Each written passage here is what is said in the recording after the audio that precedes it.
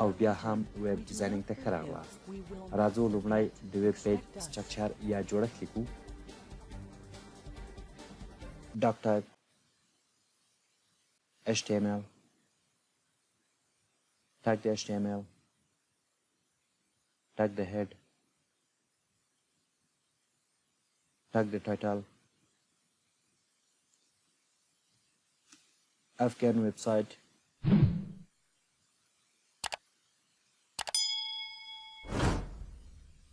او همچنان tag the meta. 400 په کلیک کړو UTF-8 equal to UTF-8. دا ځکه ورکوو چې زمونږ په ویب پیج کې هر نوع ټکسټونه بیا په صحیح شکل باندې وښودلی شي. ټګ د هیډ بندوو او ټګ د باډي لیکو. ټګ د باډي بندوو. ټګ د HTML هم چمه بندوو. ورونو دا سیف کوو. په نوټ پلاس پلاس کې که چېرته ستاسو ډاکومنټ ټکسټ نه وي سیف شوی نو دغه آیکان پر ریډ کالر باندې تاسو ته ښکارېږي. راوشئ سیف به کړئ. په نوم د اتل پاسوان همچنان HTML او همچنان په ډسکټاپ باندې سیف کوم. مګر وګورئ ټکسټونه یې چینج شول. یو ټکسټ همچنان دلته لیکمه check. Welcome to Afghan website.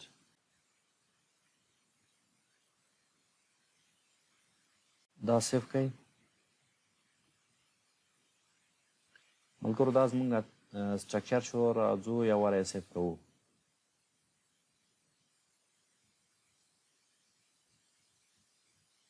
معمولا په دې شکل باندې ښایي. وروسته له همدې نه راځو ملګرو په HTML کې elements وایو. elements یعنی عناصر. معمولا element یعنی عناصر په HTML کې د start tag نه شروع کیږي تر end tag پورې چې معمولا په منځ کې چې کوم کانټینټ کوم محتویات کوم ټکسټونه وي هغه همچنان د HTML element دي. start tag هم پکې شامل ده. end tag هم پکې شامل ده د HTML په elements کې. دغه د پاراګراف ټګ ده دې ته element هم ویلی شو. elementونه چې دي معمولا په دوو شکلونو باندې دي. یو بلاک elementونه دي او همچنان یو inline elementونه دي. راځو لومړی بلاک element وایو. معمولا دغه خپله ټګ د اچیک چې ده دا بلاک element ده. بلاک elementونه هغه elementونه دي چې تاسې که چېرته وګورئ دا معمولا د دې نقطې نه تر دې نقطې پورې مکمله ساحه اشغال کوي. بلاک elementونه که د دې نه وروسته ټکسټ ولیکئ هغه به تاسو ته په نیو لاین کې ښودلی کېږي. زه دلته راځم یو ټکسټ لیکمه په نوم دی یو. سیف کوم دلته یې که وګورئ نو هغه به حتما ضرورا په نیو لاین کې وښودلی شي موږ تاسو ته. نو هغه به موږ او تاسو ته حتما ضرورا په نیو لاین کې وښودلی شي او هم فاصله به هم پیدا کړي. که د دې نه مخکې هم ولیکئ په نیو لاین کې به وښیي یو. او ملګرو تاسو وګورئ دې ته زه بګراونډ کلر ورکوم د CSS د طریقه سټایل equal to کلر دوې نقطې سر په سر کلر یې همچنان ورکوم بلو دوې نقطې باندې سیف کوم یې. وګورئ ملګرو دا مې د ټکسټ ته کلر ورکو. اوس بګراونډ کلر ورکوم سیمی کالن بکګراونډ کلر داش کلر اورنج. سیف. تاسو که وګورئ ملګرو دې ته بلاک لاین element وایي. که څومره زوم آفټ کوئ او که څومره زوم ان کوئ هغه ساحه ټوله مکمله اشغال کوي ټوله تصرف کوي.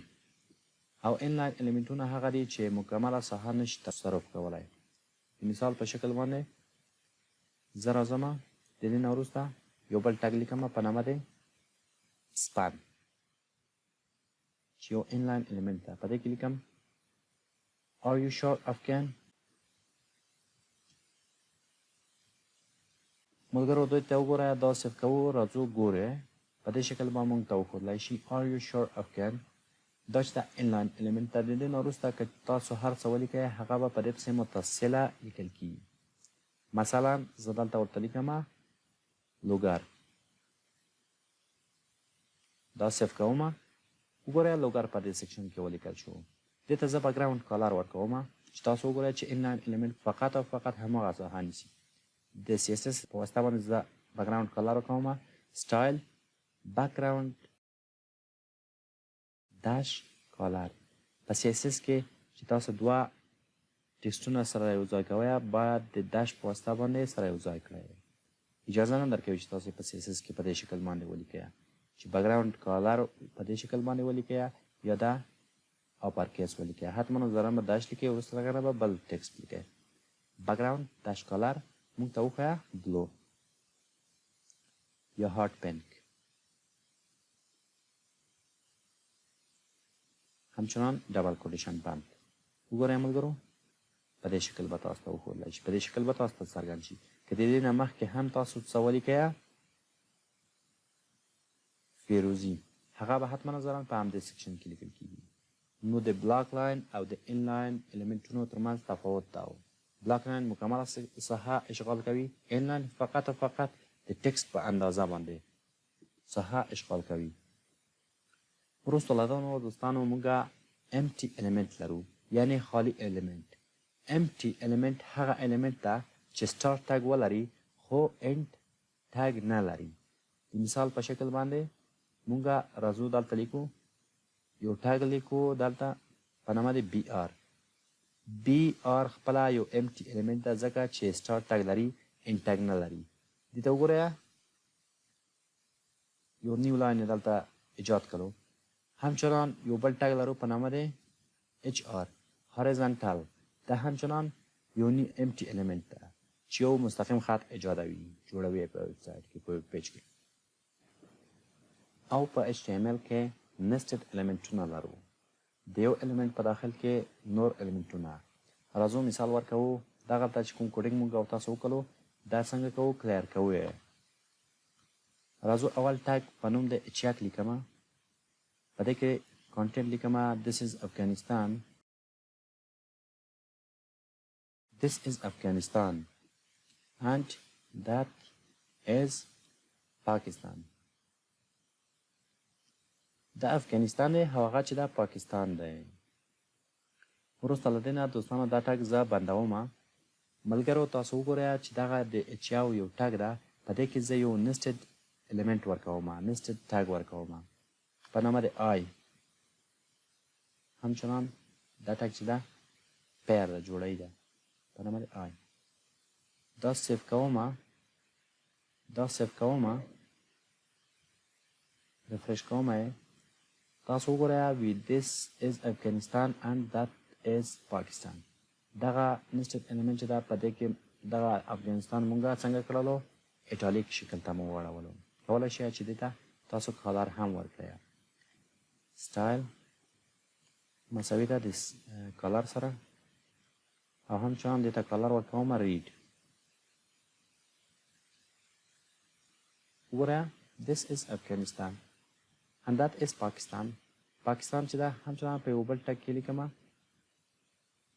په نوم دی ټاګ دی اسمال او دا ټاګ همچنان جوړی ده فورورډ سلاش دی اسمال که تاسو دلته وګورئ افغانستان چې ده ایټالیک شوی ده او سور کالر یې ځان ته غوره کړی ده پاکستان چې ده څنګه شوی ده سمال شوی ده اوډ شوی ده نو نسټډ الیمنټ همدې ته ویل کېږي چې د یو ټاګ په داخل کې تاسو نور ټاګونه ولیکئ د یو الیمنټ په داخل کې تاسو نور الیمنټونه ولیکئ دې ته نسټډ الیمنټ ویل کېږي او همچنان ملګرو تاسو وګورئ د اچ یک ټاګ لرو ده د اچ یک ټاګ چې ده پرنټ ټاګ ده یعنې د والدین ټاګ ده آی ټاګ چې ده دا د چایلډ ټاګ ده یا نسټډ الیمنټ ده نسټډ ټاګ ده انشاءالله چې تاسو به پرې پوه شوي وئ وروسته له دونه دوستانو تاسو ته زه دا ووایم چې هېڅکله این ټاګ له ذهن نه مه ووازئ مه یې هېروئ په زیاترینو ساحو کې که تاسو ان ټګ هم ونه لیکئ کار کوي، خو په بعضو ساحو کې مشکلات تاسو ته ایجاد کوي. راځو یو مثال ورکوو. د اچ یک په نوم باندې یو ټګ زه دلته لیکمه. اچ یو په نوم باندې ما ټګ ولیکلو افغان. دا ټګ زه کلوز کوم نه. وروسته له دې نه زه یو ټګ لیکمه په نامه د پی پاراګراف. ورته لیکمه چې پاراګراف. دا ټګ هم چنان زه نه بندوم. وروسته له دې نه یو بل ټګ لیکمه په نامه د آی ایټالیک. دا ټګ هم چنان زه نه بندوم. دا راځو سیف کوو. نو دغه کوډونه چې موږ کوم ولیکل راځو د دې ریزلټ نتیجه ګورو. که تاسو دلته ځیر شی وګورئ د چک ټګ یې صحیح موږ ته ښودلی ده چې معمولا په دې شکل باندې ده. زوم ان مې کړو. د پاراګراف ټګ یې هم صحیح راته ښودلی ده. د ایټالیک ټګ یې هم صحیح راته ښودلی ده. خو دلته یو مشکل ده. هغه مشکل دا ده چې د پاراګراف ټګ چې و هغه بلاک الیمنټ و. دلته بلاک شوی نه ده. ایټالیک ټګ په هغې پسې متصله لیکل شوې ده. دا ټګ مونږ بند کړی نه ده ځکه په هغې شکل باندې مونږ ته وښودلی شو. نو دغه یو مشکل. نو دا یو مشکل رفع شولی. وروسته له دونه ملګرو که تاسو د ان ټګ ونه لیکئ، مثلا زه دلته یو مثال ورکوم، ټګ ورکوم د ټکسټ ایریا په نامه باندې یو ټګ ده چې د دې ټګ سره وروسته تاسو انشاءالله بلد شئ. په دې کې زه لیکمه چې کابل is our center. Kabul is our center یا our capital. دا ټګ زه بندوم په نوم د ټکسټ ایریا. دې ته وګورئ زموږ ته وښودلی چې کابل is our center. که چېرته دغه ټګ مونږ بند نه کړو نو وګورئ چې مونږ ته دلته څومره لوی مشکل پیدا کیږي.